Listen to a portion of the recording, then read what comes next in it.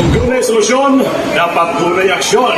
Inihap na lang ang mga adlaw na nabilin sa mga busadong taxi driver hindi sa nagbayan sa Cagayan de Oro. Planong tuldukan sa Konseho sa Dakbayan sa Cagayan de Oro ang mga kabuang sa pipila ka mga taxi drivers pinaagi sa pagmungnag balaod nga kinahanglang taxi drivers dunay visible nga IDs at ubangan sa ilang mga sakyanan alang sa seguridad sa mga pasahero. Matod ni Konsehal Marburn Bitok-Bitok Esparcia nga ubay-ubay ang mga reklamo may kalabutan sa mga manyakis nga mga driver o mga pulpol. Nang hinaotos si Esparcia nga sa pakigtimbayayong sa Land Transportation Franchising Regulatory Board kon LTFRB Region 10 mapatuman ang maong balaod nun. Special report ko doon sa committee level headed by our chairperson Honorable Romeo Calizo. Nag-issue kami ng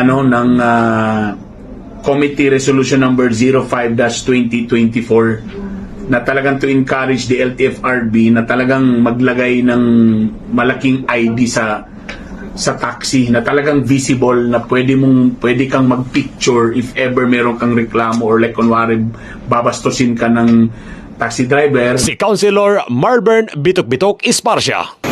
Gikan sa sitrupahin sa syudad, ini si Kiki 5 John Lipere para sa kampiyon sa balita sa Servisyo Publiko Kalingawan sa Dakbayan sa Cagayan de Oro.